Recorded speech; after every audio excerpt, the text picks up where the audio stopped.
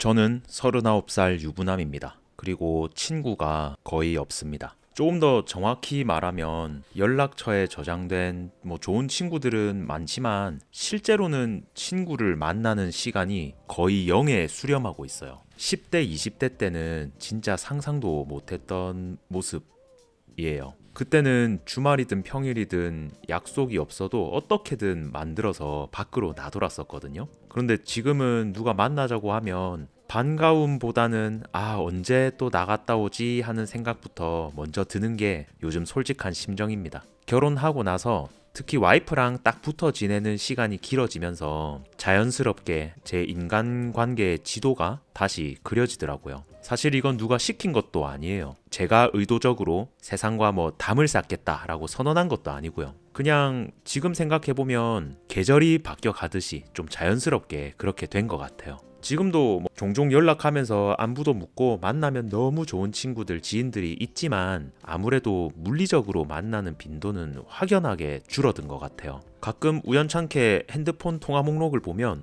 온통 와이프, 와이프, 와이프, 가끔 스팸 전화, 아니면 업무상 전화 이런 것들 뿐이더라고요. 그거를 보는데 문득 내가 사회성이 요즘 너무 많이 떨어졌나? 이렇게 좁게 살아도 괜찮은가? 하는 불안감이 솔직히 좀 스칠 때도 있습니다. 근데 결론을 말씀드리면 저는 지금이 훨씬 좋습니다. 아니 이제는 저한테 진짜 맞는 옷을 이제야 찾은 게 아닌가 싶은 생각이 들어요. 오늘은 30대 후반 평범한 직장인 남자인 제가 왜 스스로 자발적 아싸의 길을 택하게 됐는지, 그리고 왜 넓고 얕은 인간관계보다 와이프와의 좁고 깊은 관계에 인생을 이렇게 걸게 됐는지, 그리고 또 그게 왜 괜찮을 수 있는지에 대해서 얘기를 한번 해볼까 합니다.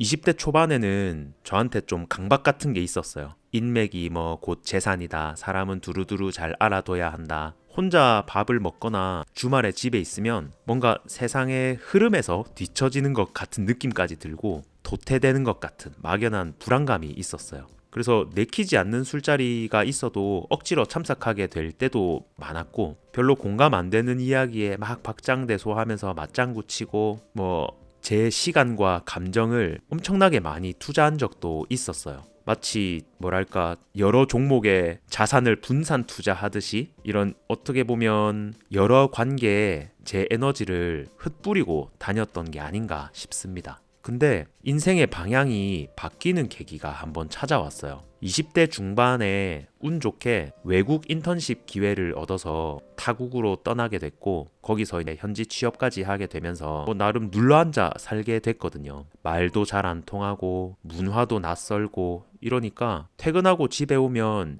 진짜 그 어색한 정적이 저를 좀 감싸는 그런 느낌이 있었어요. 처음에는 그런 고독감이라고 해야 되나? 그게 너무 무섭더라고요. 한국에 있는 친구들 SNS 보면 자기들끼리 뭉쳐서 웃고 떠들고 그러는데 저만 세상 밖으로 밀려난 느낌이 들더라고요. 내가 잊혀지면 어떡하지? 하는 그런 느낌이요. 그런데 인간은 또 적응의 동물 아닙니까? 그 혼자의 시간을 6개월, 1년 견디다 보니까 신기한 경험을 하게 되더라고요. 물론 회사 사람들하고도 제 나름은 깊은 관계를 유지해왔고, 또 지금은 오랜 시간이 지났지만 지금도 제 인생에 정말 감사한 분들이 많이 계세요. 그리고 넓지 않은 인간관계에 딱 한 명, 저랑 그 당시에 마음이 잘 통하는 형 한 명이 있어서 매주 만나면서 수다도 떨면서 그렇게 버텼고요. 그러면서 점차 한국에서의 넓고 얕은 술자리 소음도 좀 붕 떠다니는 것 같던 그런 가벼운 말들도 점차 사라지니까 좁고 깊은 관계들 사이에서 혹은 저 혼자 있는 그런 고독한 시간 속에서 제 자신이 좀 더 선명하게 보이는 것 같더라고요. 남들한테 보여주기 위해서 꾸며낸 내 자신이 아니라 진짜 내가 뭘 먹을 때 행복한지, 어떤 대화가 나에게 즐거움을 주는지, 그리고 어떤 삶을 내가 살고 싶은 건지, 이런 모습들이 점점 좀 구체화되면서 모양이 잡혀가는 것 같았어요. 그렇게 관계의 거품이 거치고 나니까 역설적으로 이게 진짜 내 사람에 대한 갈증이 더 성해지고 구체화되더라고요. 그 즈음 해서 이제 저는 지금의 와이프를 만난 거예요. 넓게 막 펼쳐진 인맥보다 뭐라고 해야 되나? 나를 온전히 이해해주는 단 한 사람의 그 깊이가 제 인생에 있어서는 훨씬 더 큰 충만함을 준다는 거를 그때 좀 체득을 했던 것 같습니다. 타국 생활이 굉장히 치열했어요. 살아남는다는 표현도 써도 될 것 같아요. 물론 좋은 사람들이 주변에 있었기 때문에 잘 헤쳐나갈 수 있었지만 이런저런 타국 생활, 회사 생활을 거치면서 깨닫게 된 제 나름의 또 하나의 진리는 제 에너지의 총량이 정해져 있다는 거예요. 30대 후반이 된 지금은 이걸 더 절실하게 느끼거든요. 사실 푹 자고 일어나서 아침이 돼도 100% 충전된 상태가 아닌 것 같은데 회사 생활을 마치고 퇴근하면 이제 배터리가 좀 간당간당한 거죠. 한 15% 남을라나? 그러면 이 소중하고 위태로운 15%를 어디다 쓸 건가? 이게 제 인생의 질을 결정하는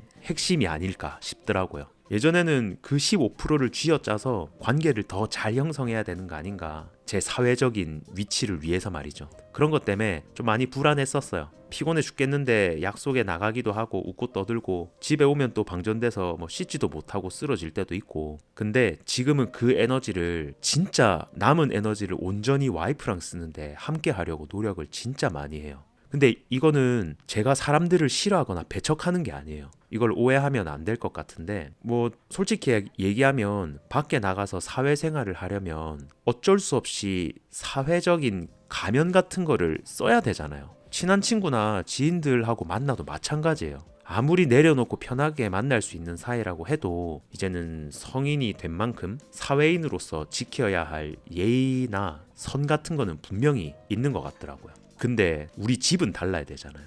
홈 스위트 홈, 진짜 내가 가장 편하게 내 모습을 보여줄 수 있는 그런 공간에선 좀 달라야 된다고 생각하거든요. 그게 와이프 앞에서는 되더라고요. 나름 무겁다면 무거운 그런 가면을 완전히 벗어 던져도 편할 수 있는 거예요. 가장 밑바닥에 어떤 찌질한 모습들도 있을 거고 남들에게는 보이기 싫은 좀 한편으로 멍청한 모습도 있을 거고 그런 모든 거를 보여줘도 상대방이 나를 오해하거나 떠나지 않을 거라는 그 절대적인 안도감이 있어요. 와, 거기서 오는 해방감이 밖에서 술 마시면서 노는 어떤 일시적인 쾌락보다 저한테는 좀 비교할 수 없을 만큼 큰 것 같아요. 그리고 대화의 밀도 차이도 있는 것 같아요. 오랜만에 친구들 만나면 물론 즐겁죠. 너무 좋아요. 에너지도 얻고요. 근데 집에 들어오는 길에 곰곰이 생각을 해보면 아, 오늘 진짜 내 마음속 깊은 얘기를 했나 싶을 때가 간혹 있어요. 대부분은 그때 참 재밌었지 하는 추억팔이 아니면 뭐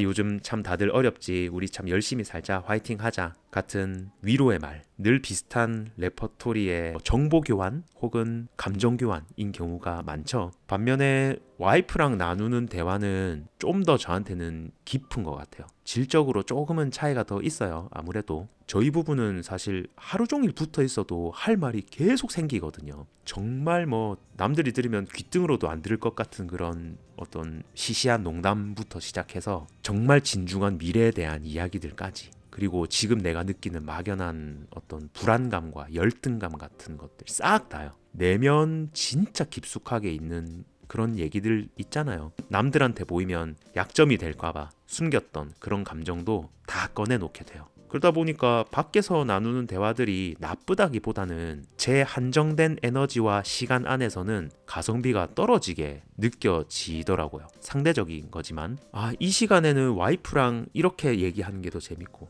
이 시간에는 와이프랑 저렇게 대화하는 게 더 재밌고 그게 더 저한테는 도움이 많이 되는 것 같고 어떻게 보면 한정된 내 시간 속에서 행복의 효율을 상대적으로 조금 더 따지게 된 게 아닌가 싶습니다. 사람들은 인간관계를 넓히려는 많은 이유가 있겠지만 그 중에서 정말 큰 이유가 외로움 때문이거나 어떤 내 다양한 면모를 받아줄 내 편이 필요해서일 거라고 저는 생각을 하거든요. 뭐 이게 100% 맞는 건 아니겠지만 근데 저는 운이 좋게도 그 모든 역할을 해줄 수 있는 가장 완벽한 내 편이 집에 있다는 걸 이제 아니까 가장 합이 잘 맞는 술친구도 와이프고 취향 하나하나 설명할 필요 없는 최고의 여행메이트도 와이프고 내 인생의 맥락을 전부 다 알고 있어서 구구절절 설명 안 해도 서로 얘기가 잘 통하는 최고의 상담사도 와이프입니다. 이미 집에 이런 베스트 프렌드가 있는데 굳이 밖에서 친구를 찾아 헤맬 필요가 점점 없어진 거죠.